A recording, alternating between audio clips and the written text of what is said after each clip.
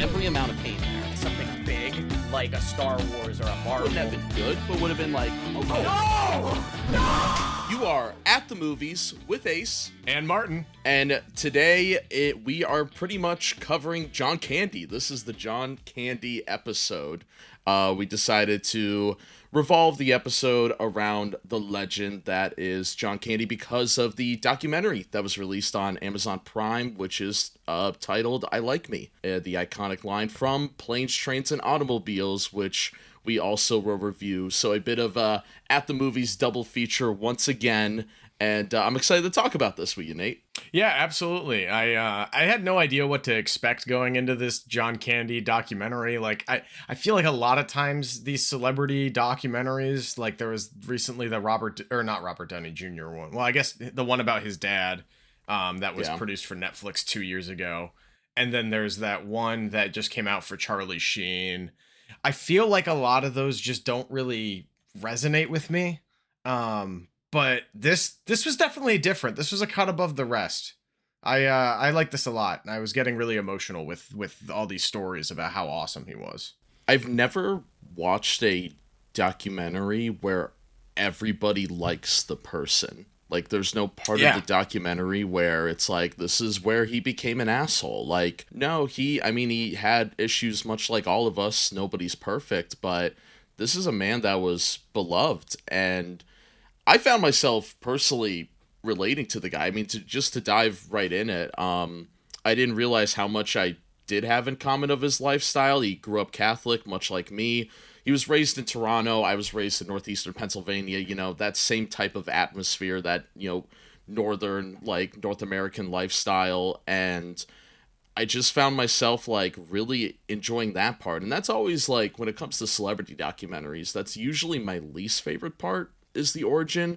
I'm always, maybe because I just love movies and watching behind the scenes, I like when they talk about what movies they're in and what happened here, and the origin never really resonated with me, but this one really did. The talk of his father not only passing away, but passing away on his birthday, and that pretty much Well, he was 5 years old. Yeah. Like, that's got to be like one of the most formative experiences ever. I think it was interesting that the documentary focused so much on that.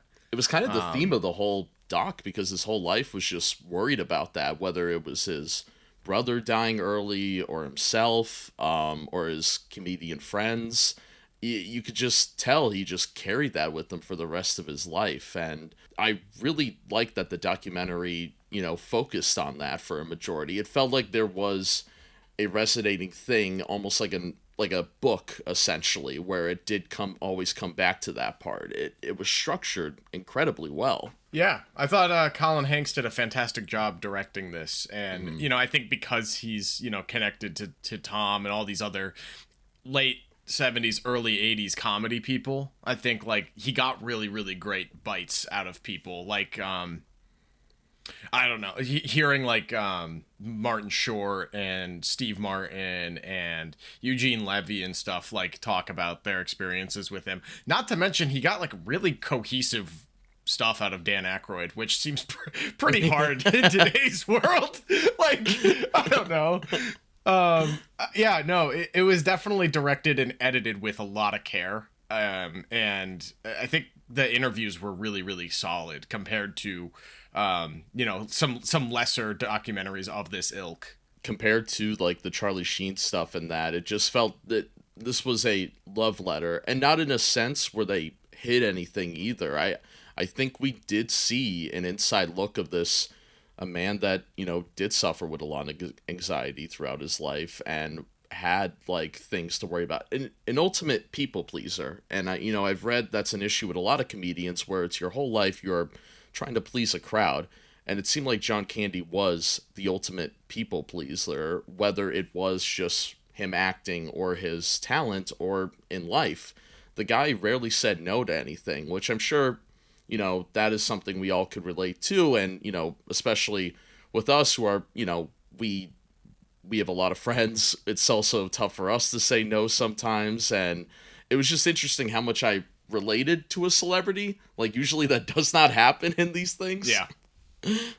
There was a really good bit about that, and it was pretty early in the documentary when he was working on I think it was even before the TV show. But like when he was just with the improv group and they were all getting paid like $130 every 2 weeks or whatever, and he would be the one to go out and buy meals. Yeah. Like he'd be like, oh, this is on me, and I'm like, yeah, that's pretty relatable. Like there's just like that sensibility about him. He's like, oh, I got this, don't worry about it, even though he's making the same amount of money as everyone else. And yeah, I don't know. There was definitely a likability and a really well communicated understanding of who this type of guy was and why he was so beloved by so many people. What was the biggest thing you didn't know that you learned from this documentary? So I had no idea that he had purchased a CFL football team and was like not only an owner or a co-owner of the football league, but was like the going Toronto to all the Argonauts? The Argonauts, yeah. Yeah. And not only was he an owner, and there he was like going to all the games and like kind of like assistant coaching. It sounds like he was pulling injured players up off the field and going and signing autographs for 3 to 4 hours. Like, I had no idea that was a thing. Bro thought he was Jerry Jones. He's essentially the general manager. I think he's probably better than Jerry Jones. It was like wholesome. Like normally when that you get to that arc in someone's life story, they're like, oh yeah, they're clearly overextending themselves and they have this like selfish desire to be like a local hero or something like that. And it didn't seem like it really changed him too much. It's not like he became like an egomaniac. I think of like that movie Blackberry where he's his whole that Glenn Howerton's character's fixation is to buy the Pittsburgh Penguins and move them to Canada. This didn't feel like malicious or anything. Like the guy, he was Johnny Toronto, like they said in the doc. Yeah. Like he became that city. I never realized, of course, you know, we're Gen Z. We weren't really growing up in the circulation of John Candy news, so we kind of watched him through his work.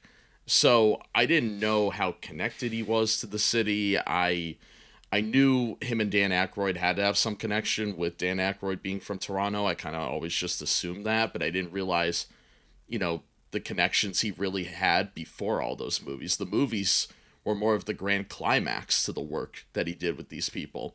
Also, it's really cool that Spielberg just liked his work. Like, that's how he got in 1941. I didn't know that. Like, just randomly, Spielberg was a fan. Yeah, and like that's kind of because Bill Murray and everyone, they all came from like either SCTV or SNL, and they were all like working together and in these networks. And then like there was like that sweet spot where Murray, Belushi, Ramis, and John Candy were all like, you know, kind of working on projects at the same time, and you can really see, like, you can tell that all of those guys coming up at the same time and working on the same projects together, like John Candy maybe being the best star out of all of those people, still elevated everyone else to continue to have great careers too. Yeah, I liked kind of that career retrospective stuff and kind of how they got there.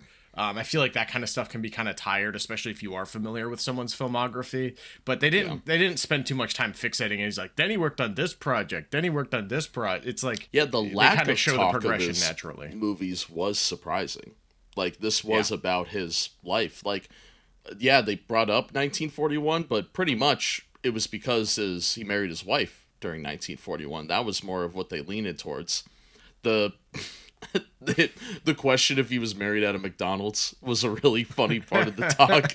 It does look like the yellow arches of a McDonald's. They got married on like a soundstage or whatever that was used for a McDonald's commercial or something like that. So they're like, they have like these wedding photos, and instead of it being a cross, it's just a McDonald's double arch. And it's honestly kind of iconic. I would get married at a soundstage McDonald's location. It's yeah. I was about to say, you're never gonna forget that. Like, I never knew. I also never knew his connection with Catherine O'Hara. I didn't realize before the movies they also did, you know, SCTV together. Some of those bits, I mean, the yellow belly of him shooting the kid is insane. Yeah, that's awesome. I like because Conan wasn't really connected into that scene at all. He was like a generation younger.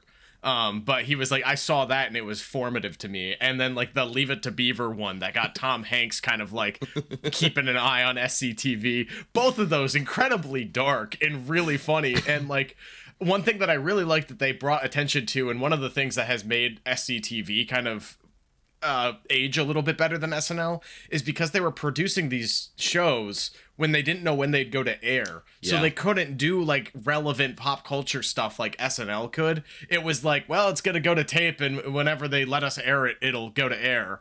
And it's a really interesting confine to have to do not only comedy, but improv comedy as well.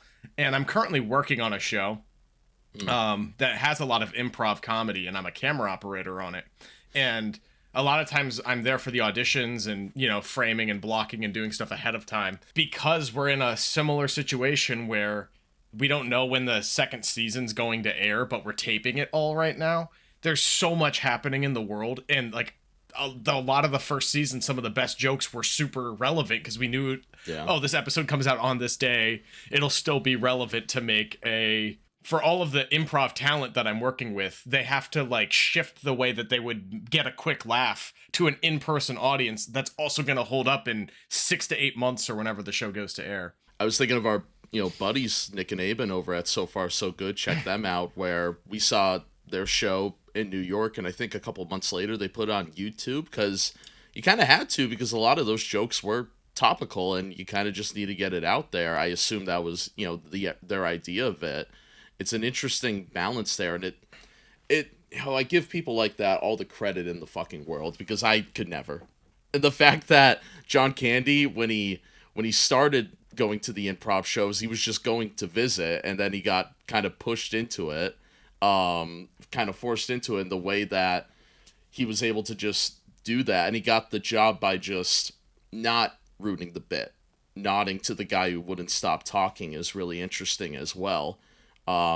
Especially these days where, like I said, I don't want to dog on any comedians too much, because I could never, but I feel like there's a lot of...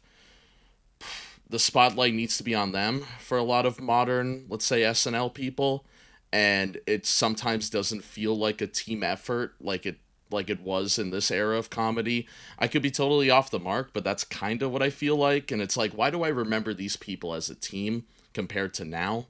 Like... Why do I just think of Pete Davidson as Pete Davidson? Why does nobody else come to mind next to him? Yeah, and I think a big part of that, too, is they were kind of like the first class of that, where it was like these people were already doing an improv thing that made a show to get it to TV. I think there's only a few lightning in a bottle times where those ensemble variety shows really get to that level of good again.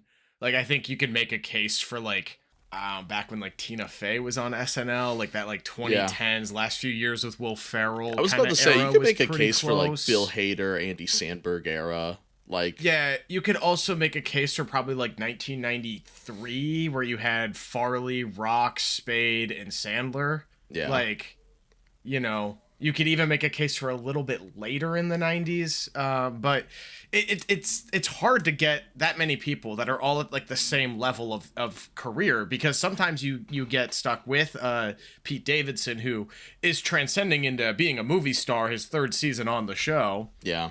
And then it's like everyone has to kind of work around that and his ego and all of the things that can come with his that. love life. That's just an example. Yeah. Dating everyone's ex-girlfriend, yeah, pretty dicey. What was refreshing about this too is that when it got to the Macaulay Culkin part and his time with John Candy, also really refreshing that the guy was just worked really well with kids, wasn't, a creep or an asshole, like, was just a good guy. I feel like we just don't get that in documentaries a lot either. It's like, you get to that part and you're like, oh, please, no. Well, I think it's interesting how this documentary opens, because Bill Murray's not the first person that comes to mind in terms of John Candy collaborator. And so I was like, why are we watching Bill Murray, like, to start the documentary before the credits, we're watching Bill Murray pretty much challenge Colin Hanks to be like, find me one person who thinks that John Candy was a bad person. Like, that's pretty much the conceit of the opening interview. I thought maybe he like had a big producing credit. that's kind of what I assumed. I didn't look that up or Mm-hmm. anything. Yeah, it was in it. And then you get to the shot of his funeral in this big, Yeah. Catholic cathedral, which, that hits home for me. I've been to churches like that a lot. Of course, I've been to funerals like that a lot, and it's beautiful, but it's also it's stuff like that hits home, and it was like right away I got this kind of like hometown feel from John Candy. Yeah. And I do agree that it is totally refreshing to have one of these where like it isn't surrounded in like you're kind of watching this waiting for the shoe to drop. Like when did things go bad? When did he start being an abuser, or like when did he start to spiral into a place where he hurt those around him? And you never really get there. You see that he's stressed and that he's overbooked and in bad health and bad shape. But it sounds like one of my favorite sections of this was the football player that he became friends with, and they were like talking to each other, and they would travel together and talk about mental health and all that kind of stuff. For like 30 years ago, that wasn't like a common practice. And I forget who it is. There's someone else that they're interviewing, and I think it was one of the SCTV guys, and he's like, yeah, I mean, I figured that he was having panic attacks or something like that, but I didn't want to hear about it. Like, it's like that was still very much the common sentiment was, everyone's dealing with their stuff or whatever, but you don't need to air it. And it was cool to see that he had a support system even when things were getting really dark. Yeah. It's funny too, because it's like, even on his deathbed, when you get to the part of his, untimely, tragic death, the guy ended his life reading a Bible. And I thought it was put beautifully that he was just trying to find home while he was far away shooting this movie in Mexico. With Chris Columbus. Yeah. I thought that was a very tasteful way to describe what happened, essentially. And it's like you're right. You're just waiting for something, and even at the end of his life, he's just trying to find peace, essentially. One of those crazy things was while he was in Durango shooting that final movie that I don't think ever came out. I'm not familiar with that. Yeah, they showed shots of the movie too, and I'm like, like finished shots, and I was like, did this just get canceled? Like, did they not finish it? Anyway, on the press for that, and he dies while filming that movie.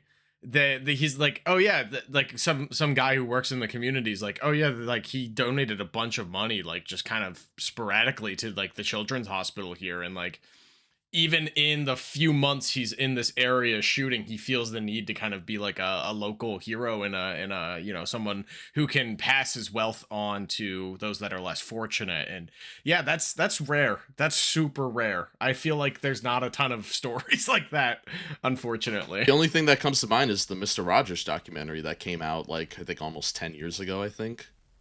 That was a good one. These are very rare, and I think in a world where we are constantly looking back on how, evil some of these, people in Hollywood or just in general was in the world that we live in right now, I think once in a while it is nice to look back and be like, hey, there was good people here. There were artists here that just wanted to make art with no ill intentions. And I really champion the doc for that. I really recommend this to anybody. Especially perfect time for this to come out. Perfect movie to watch with your family during the holidays. If it's like Christmas Day and you're just hanging out with your parents and they, grew up with John Candy, perfect thing to put on. Yeah, that's a good point. I think my parents had already watched it because I share my Amazon account with them, and it said it had already been watched. And I was talking to them for the first time in a couple of days over the phone, like last night or 2 nights ago. I was like, I gotta watch this John Candy documentary for the podcast, and they were like, oh, cool, let us know how it is. But I'm like, wait, did you guys also watch it? Like, why does it say it's been watched already? I'm so confused. Oh my god, my parents do the same thing where I'm like, I think you watched this. Like, my dad would go, that really movie looks really good.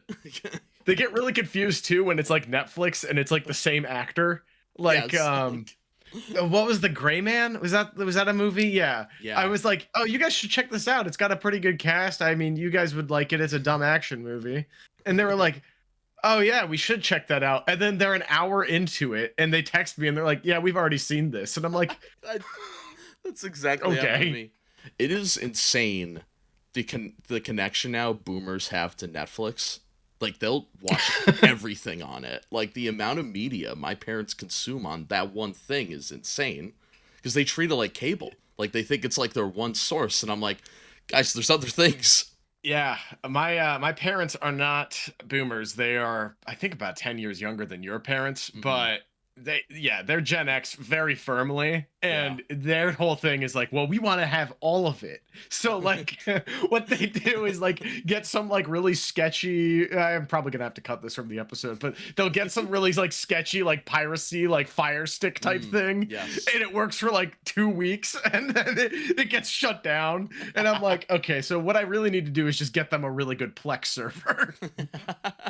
What's cool about John Candy is everyone has a different movie they resonate with him. Like he's one of those Hmm. actors who had so many classics. Like, of course, I didn't watch Planes, Trains, and Automobiles till college, and we'll talk about that later. So I really knew him as the polka guy from Home Alone, this like Polish singer, which I've met a lot of those. Some I'm related to, so that was also really relatable for me. I It's nice to have representation, you know. where's our Couple of Polacks like you yeah. and me, like it's really nice to be seen. The last Polak representation I remember in a major movie is in West Side Story when they call Ansel Elgort a big dumb Polak, Great. which is what we are. A perfect way to describe me, but I don't need Steven Spielberg to say it. Yeah, that was crazy. That was out of pocket there, Steven. What the hell? What is your favorite John Candy movie that you've seen? I thought you were gonna ask me my favorite Polish representation in film. Oh, My favorite John Candy film. I don't know. I grew up with a lot of his stuff. I definitely remember the first time seeing him in a movie was Home Alone, and it's so funny because they go into like how that's literally only a bit part. He was there on set for 22 hours, and all of his scenes are pretty much improvised. One that I saw right around the time of Home Alone was Spaceballs, where he plays Barf. He's like a spoof on Chewbacca, and I liked him so much in that movie as a kid because he brings this like whimsical side of it in a movie that is like a lot of cynical and like meta humor, which is Mel Brooks doing Mel Brooks, but it's nice to have a face and somebody who's so funny and energetic. um I'd say that, and like he saves the first Vacation movie when they get to the theme park. They get to Wally World at the end. It's the only part of that movie, in my opinion, that reaches the heights of Christmas Vacation, mhm. and And that's a I total love him. reshoot, right? Because the test Yeah, screenings for the original was too dark. I think people didn't like it. they needed like someone to kind of be the victim, but along for the ride with the family, and like he's perfect in that movie. He did that twice because I think of Home Alone 2 where he comes into the third act and like steals the show. Just like the perfect like character actor for a lot of stuff. But my favorite performance by him is still Planes, Trains, and Automobiles. Like there's like I just think I don't think anybody else could play that role. Like No. that was made for him. As we'll dive into that in just a second. But I wanted to throw you this question to close it out. Is there any? It doesn't even have to be a movie star per se that you would want a documentary like this about, that you'd be interested to see in this vein? Not really a hit piece per se, like we kind of see what the trend is, but more something like this. There's one that I would really like to see, just because I know his story is so unique and twisted, but in a same way similar to this, added so much levity to the screen. I'd be really curious in what the Richard Pryor documentary would look Okay. like. Um, yeah, I feel like that would be a really really interesting one. I mean, I from what I know, he grew up in like crack house. Like his mom was a drug addict, and um she was a prostitute, and he would steal money from the Johns that would come and visit and stuff like that, and used comedy as a coping mechanism, and was a stand-up in like the early 60s, and then eventually found his way into TV and film and movies. And I feel like that would read it almost more like these hit pieces that I can't stand. But if there's any surviving family members or people that he was close to, because he ended up having a very, very dark and twisted kind of end as well. And what we were talking about with comics who kind of feel that need to be people pleasers and make an audience laugh, sometimes at their own expense, long term mentally and stuff like that. That would be a story that I think would be really worth getting into and understanding where he came from. That would probably be near the top of my list because I'm a big fan of Richard Pryor, and like I like the movies that he did where he would play opposite to Gene Wilder. I think like there's like three or four. There's like Stir Crazy, stuff like that.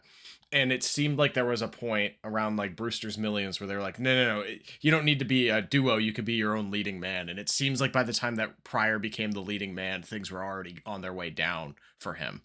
I mean, they threw him in a Superman movie that caused the studio to sell the rights.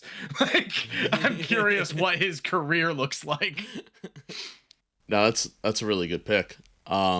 What about you? Years ago, I read the autobiography of Dave Bautista, and when I say years ago, I'm talking like 2010, and now there's another like 15 years of his life, but he has a really interesting backstory, and the way he grew up, he had some tragedy in his life, and I just always found him super interesting, but he's a very reserved guy. I think WWE might have produced a thing about him, but it was only an hour long probably, and it did. There's so much more there, and of course now we have him as this full-fledged movie star. I think there's a really solid like 2-hour doc you could do about Dave Bautista if he ever wanted to tell his story.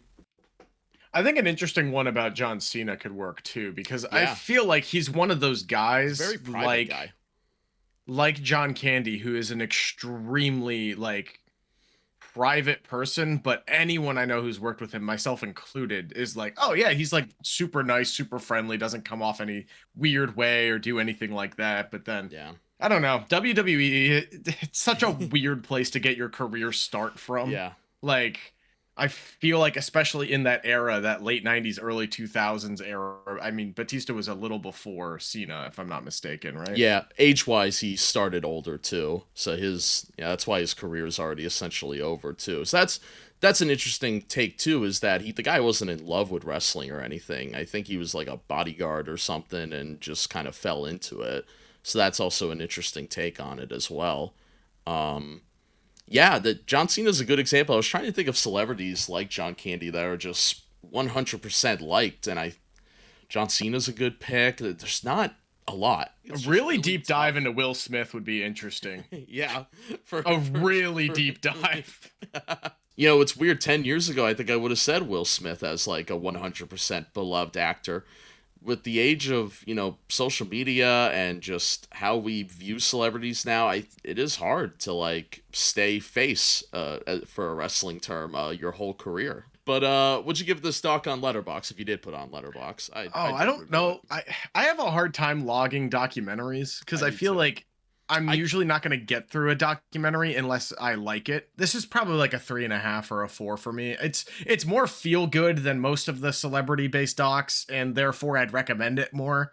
But like you kind of have to be in a certain type of mood to watch this, or want to reflect on some clips of John Candy with family, and then have a really heartbreaking scene.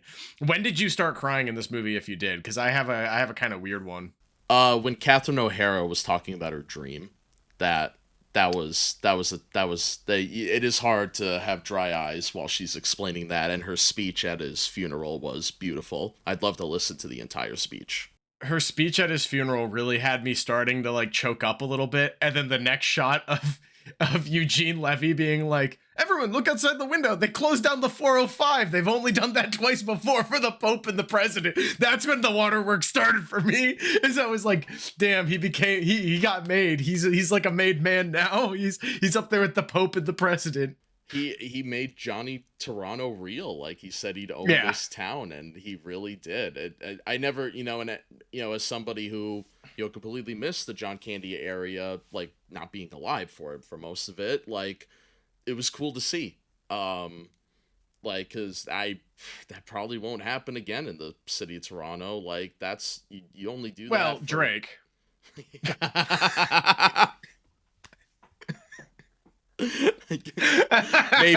maybe Vince Carter. I don't think they're shutting down a highway for Drake. Her dream, and she finished it with like, "Why'd you have to die? Why'd you bring it up?" Like, I think perfectly encapsulated what. And that's they were exactly trying to what he tell. would say. Yep. Because like the one other element we didn't really get at was how much he was being like body shamed in the media. Yeah. And there's the one clip, I forget who it was. Someone's interviewing him, some lady. And like the camera is like locked on him, and you could see the tears of the clown, like the actual sad person underneath him trying to like get through the interview and be funny. And like it was so fucked up. I'm like, God damn, like give the guy a break. Like who cares if he's a fat guy? Like let him be happy, and maybe if you don't pressure it and make it so tied to his identity, he'll get the help that he needs or figure it out. But he felt like he needed to stay the way he was, otherwise he wasn't going to be working anymore, which is also weird. It's amazing how much that's changed. Like, we're now in a world where Jelly Roll could lose like 80 pounds and no one's telling him to keep the weight on. Like, it's well, no one would know the difference.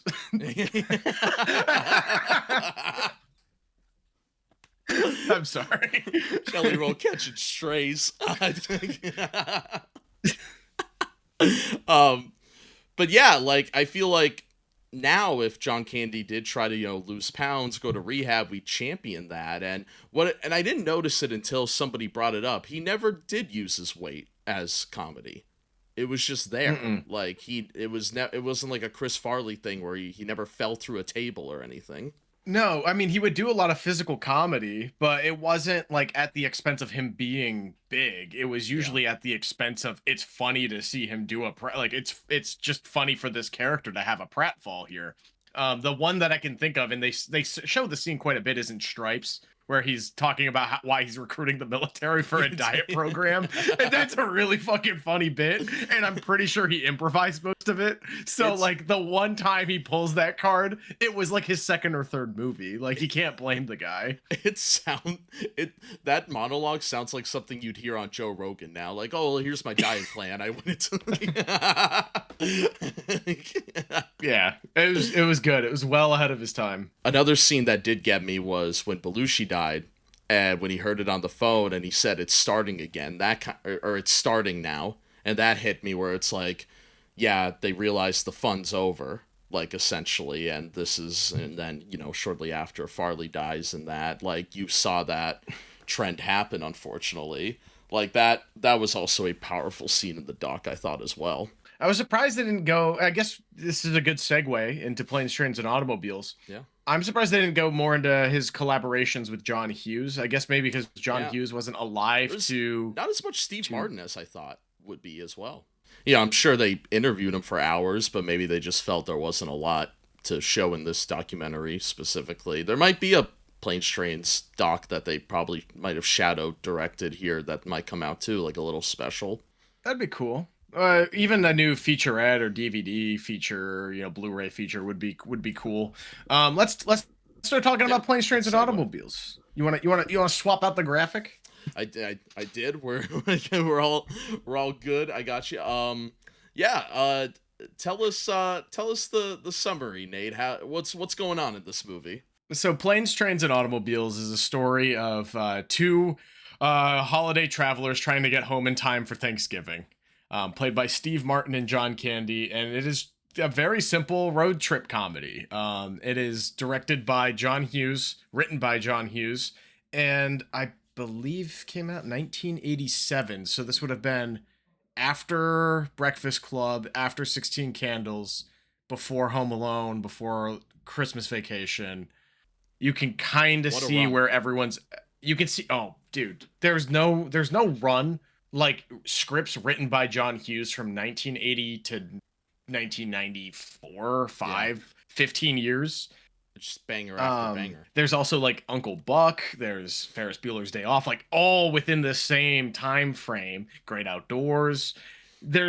I think why this movie is maybe the best showcase for John Candy is because about half of his filmography is either on a John Hughes directed movie or a John Hughes written movie. And I think that those two were so linked in Yeah. terms of their style, their heart, and like their what's behind the facade as well. You know, what's beyond what they project out into the world. So I won't get too carried away. That's my spiel and the rundown on what is Planes, Trains, and Automobiles. The greatest Thanksgiving movie. I don't think there's a contender that gets even close to this. It's why we're talking about it. Yeah, it is the perfect movie to watch in between Halloween and Thanksgiving. Like if you're not really in the Christmas mood yet, you're not one of those Hallmark people, but you want to watch something heartfelt, this is the movie for you. Like it is. And I feel like it's had a resurgence. It had a big anniversary, I think a year or two ago. It had a big Blu-ray come out. And I think more and more people are revisiting this movie again. I think it did fall under the radar in the 2010s, but I think we're so back when it comes to this movie. There's so many other movies of this style that get a lot of play, and they're usually Christmas movies. Yeah. You know, like John Hughes, you've got Home Alone, you've got like Christmas Vacation. You know, there's other movies that kind of have that, like, it's 80% a comedy, and then there's 20% where they do a rug pull into a melodrama, and it gets you.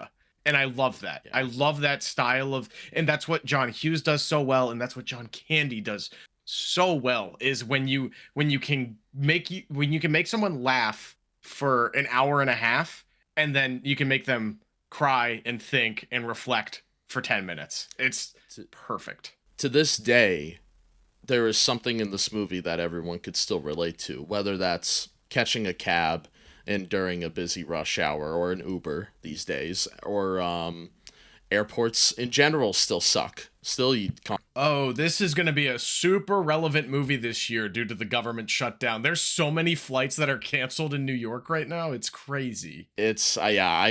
I would not. Thankfully, I'm not traveling for Thanksgiving. I would hate to be this year.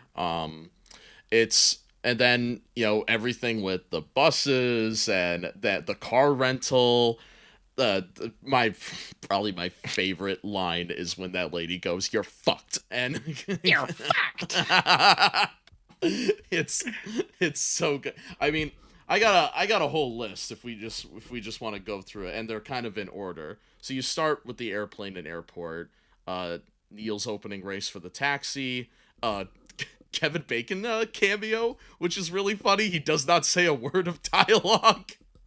And it's just Kevin Bacon being an asshole. The flight delay, of course, we've all gone through that.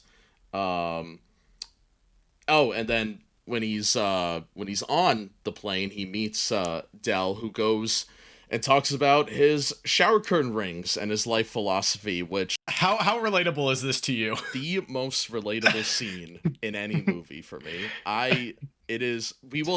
The last time I watched this with my parents, we paused the movie and started naming the hooks, see if we can name all the hooks. Like, it is so hyper specific to me. It is so weird. And the fact that he's played a Pollock too in Home Alone, like, when I think of John Candy, I just think of my family. If my family was a person, it's John Candy. Yeah, if your family was a singular actor, it's John Candy represents the Kubis family. They didn't land in Chicago, of course, so then we go to the motel.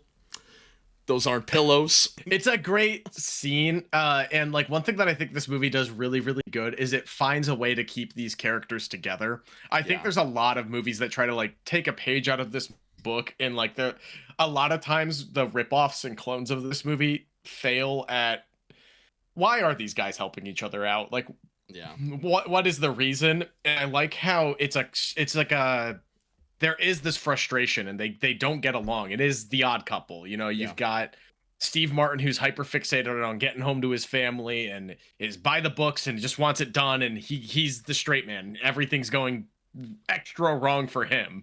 And then he's got this doofus who's lovable with a heart of gold next to him the whole time. And you know, it's because at the end of the day, both these people just don't want to be alone. There's nothing worse than being alone on the holidays. Want to verbally say it, but you get it. The And showers. you understand when they get stuck with the hotel room with one bed, it's that 10 minutes of the movie there is so fucking funny. The shower scene like irks me because I love a good shower. I shower every day. I don't care. I need a shower every day.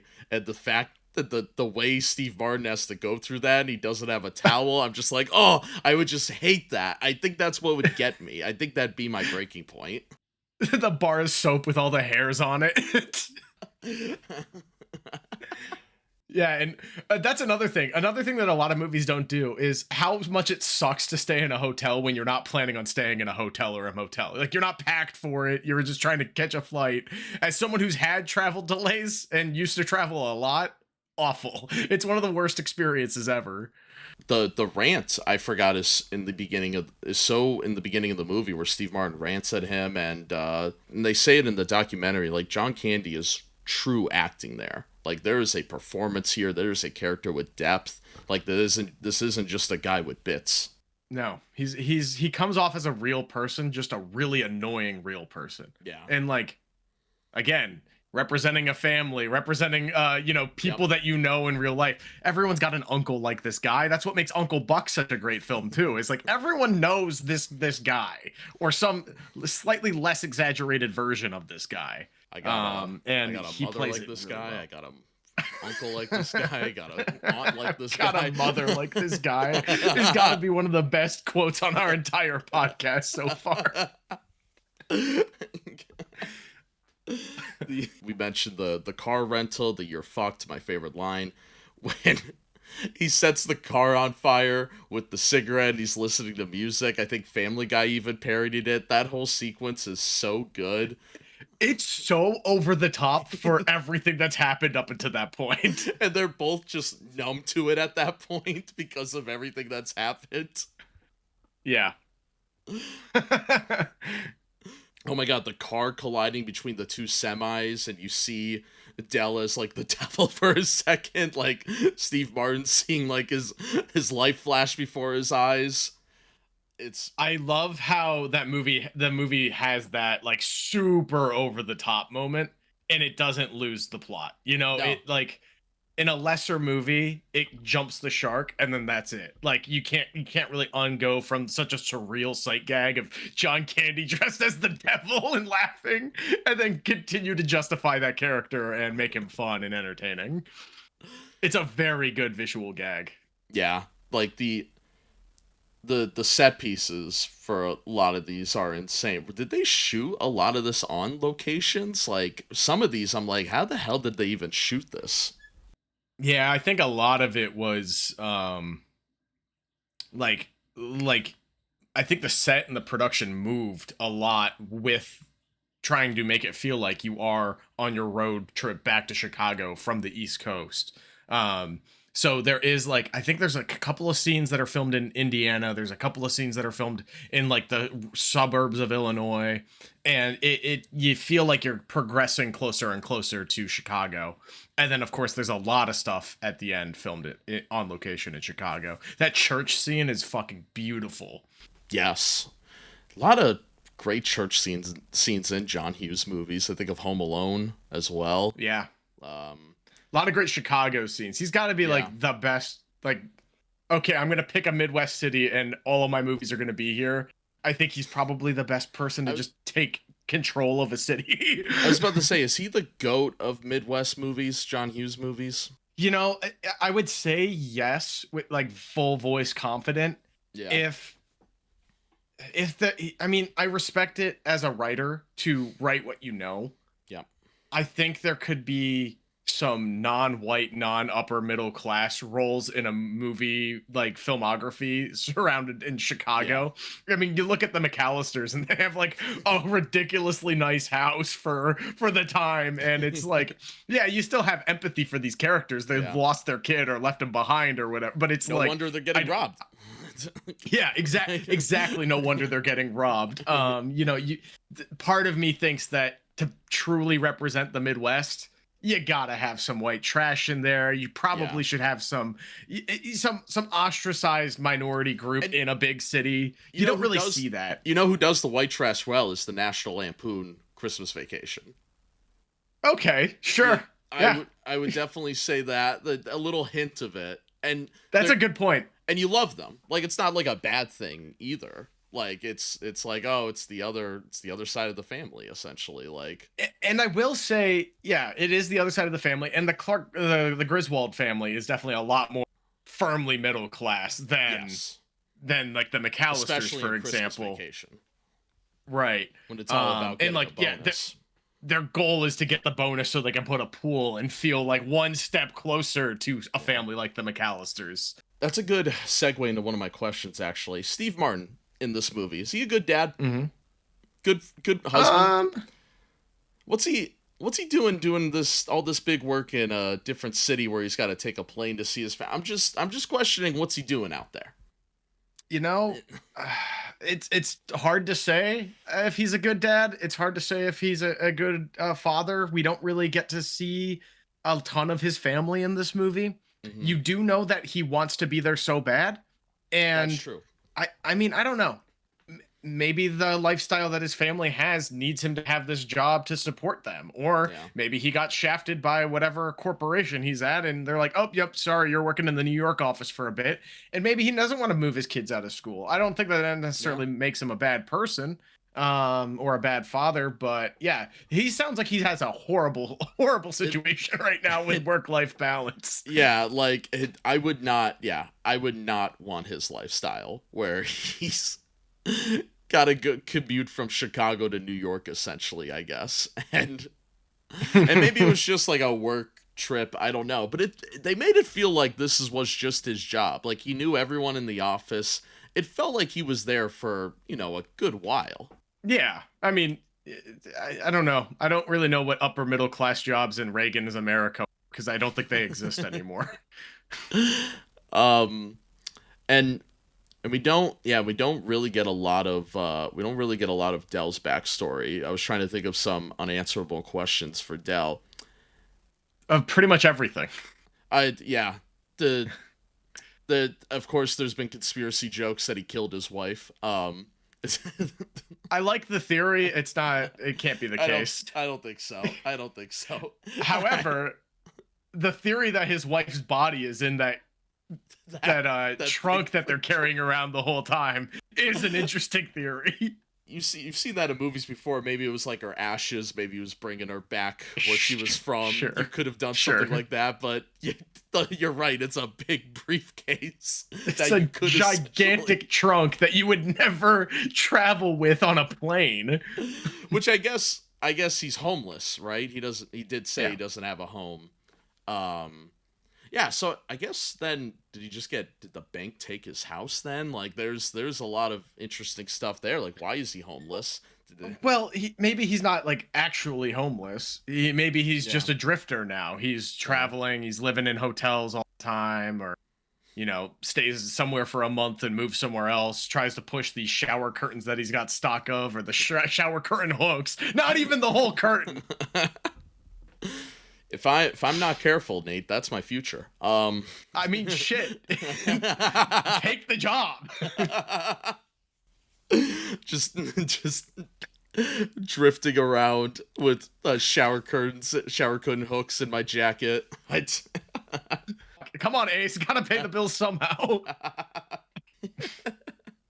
I love the scene where they're in the second motel and they're getting drunk off the little bottles and eating the snacks. I thought that was a great wholesome scene where he was gonna leave him out in the burning car in the snow. I don't think I could hate somebody that much to leave him out in the snow with a burnt up car that technically could explode any minute. Yeah, no.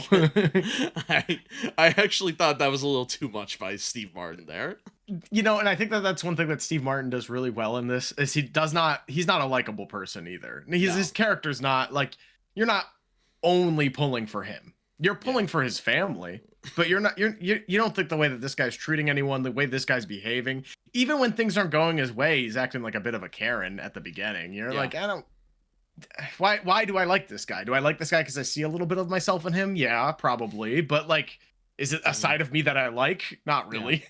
I mean, I feel like we all have that side, especially at an airport. We definitely all have that side of ourselves where we become Karens as well. And I think. What do you mean? I'm always calm and not stressed at all at airports. What? Do you remember that our planes, trains, and automobiles situation that I had where my plane just got straight up canceled? And you had to pick my ass up from the airport. I think it was Thanksgiving or Christmas break. We went to college, everybody. And College. I remember being so mad that it was just straight up canceled, like not even delayed. I had to go and find a new fucking flight and everything. That's the worst, when it's straight up canceled. Yeah, remember that time that Jeff came and stayed with me for like 5 days, and then his flight got canceled for another 4 days? Shout out to Jeff, future guest, I'm sure. Oh, for sure. But that's got to be one of the most planes, trains, and automobiles moments I've ever had. A big story I had was Christmas, I believe 2023. I was living out of state from my parents. I had to fly in, and my flight was at like 6 a.m. or something ridiculous, or 7 a.m. So I'm up at like 3 a.m.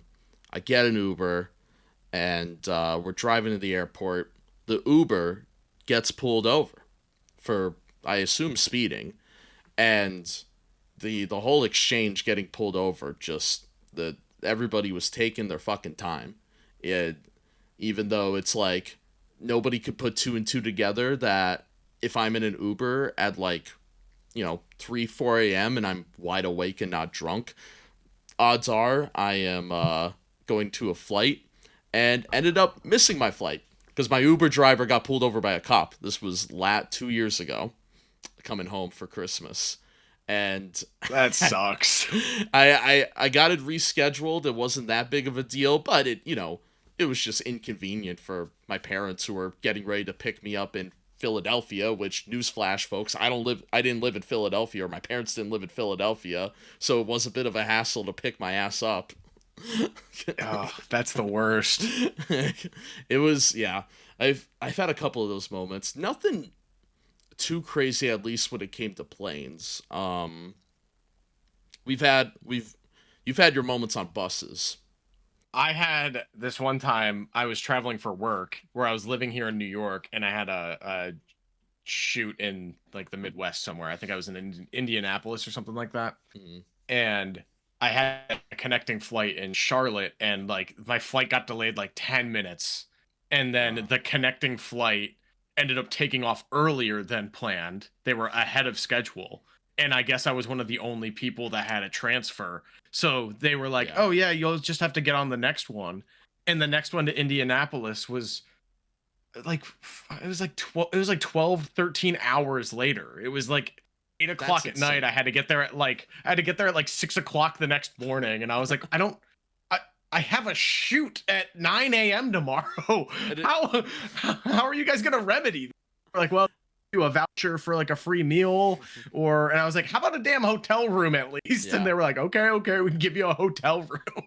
And then it was like one of those things where like, then I had to get an Uber to the hotel room and then like sleep there for 4 hours and then get back to the airport. It was go through security again. Like it was so bad. This movie, it's almost ahead of its time to picking airports, because it only gets worse.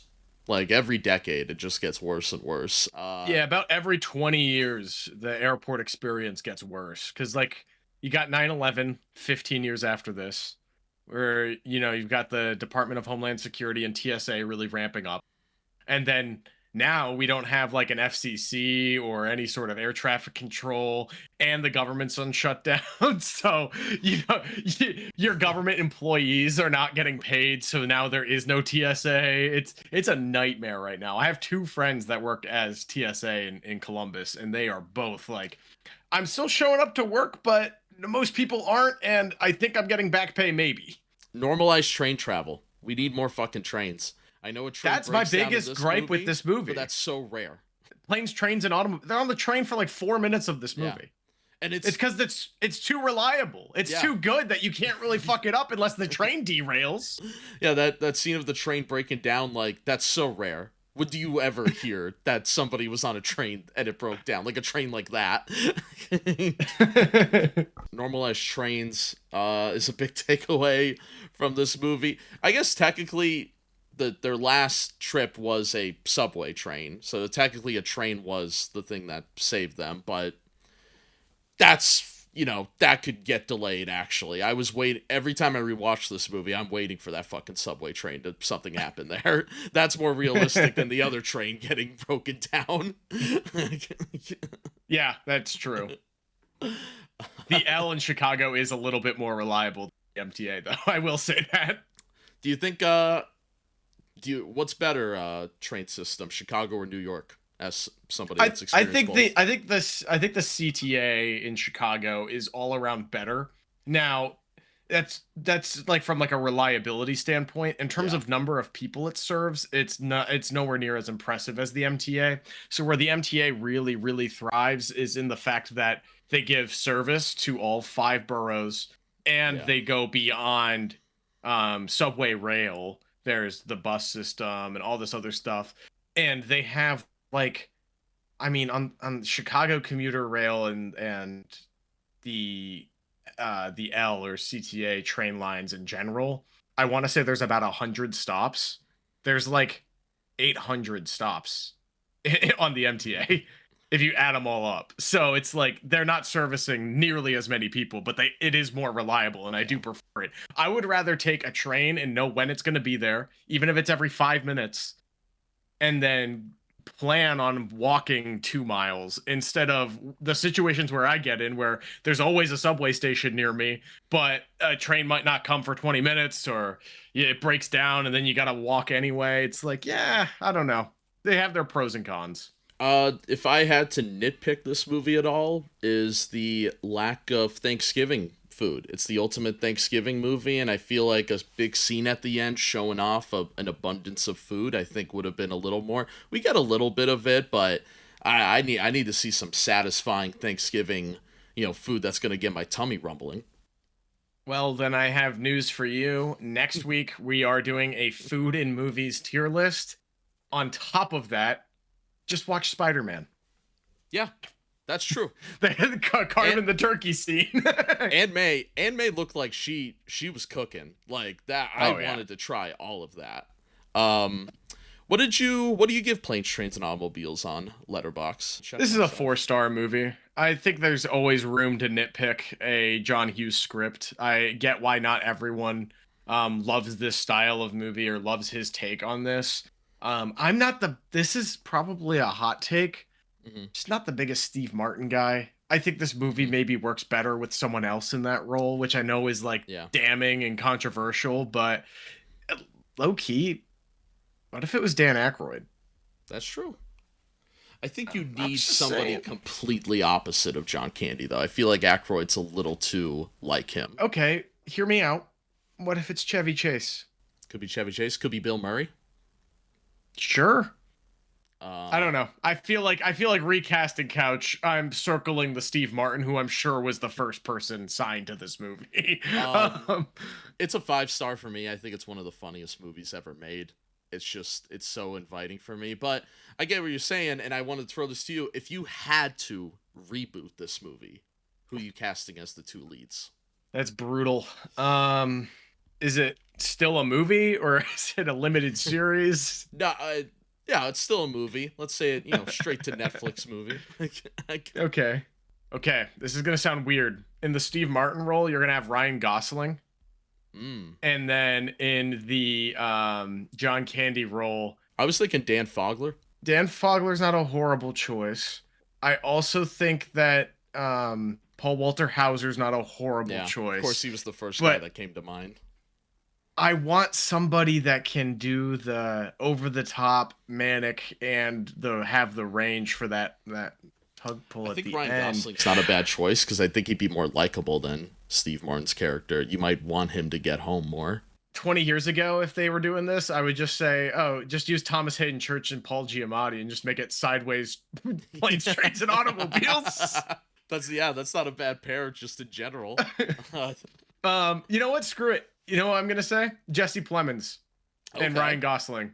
Planes, Trains, and Automobiles. I think that And could work, here's where it really works is this is Plemons in like Game Night. This is like Yeah.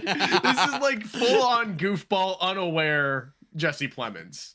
He's a little old now. I think 10 years ago, I think Bryan Cranston could have been that really funny straight man to put alongside like a Jesse Plemons character. But he's a little older now. He's kind of like a grandfather now. He'd be coming home to his grandkids. Yeah, we'd get Why Him Too with or James Franco. Yeah, one of those random movies I saw in theaters. Yeah, one of those random movies I had a poster for like 10 years because I worked at a movie theater at the time.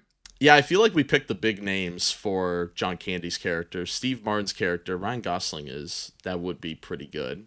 I know it's very. I love when he's in a comedy. Yeah. Like I like the Other Guys and stuff like Crazy that. Stupid Love. Yeah. Yeah. Yeah. Or The Nice Guys, not the Other Guys. He's not in the other.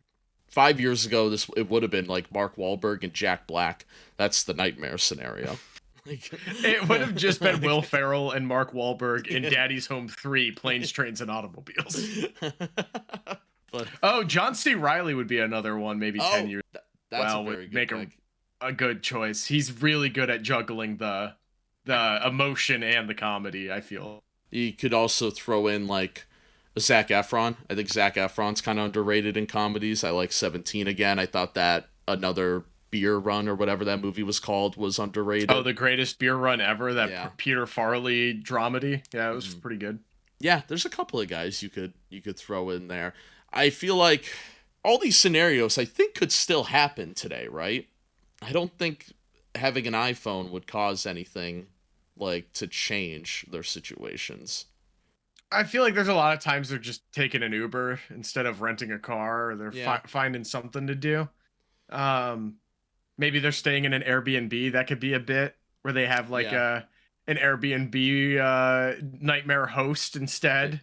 They get banned from the app or something if like the house burns down. I mean, I think you could redo this today. I think there's a lot more calls home to the wife. Yes, yeah. You would have to. I think there's a lot more questions why John Candy's not calling his wife. Yeah, you would have to do something like where they don't have reception or the phone gets destroyed. Like you would have to. That would have to happen like immediately. They lose their IDs. Can't get a new one ordered around the holidays. They do get mugged in it, so I guess in the mugging scene they could steal more than just their money. Of course, Steve Martin's character would have a laptop, so that would be it too.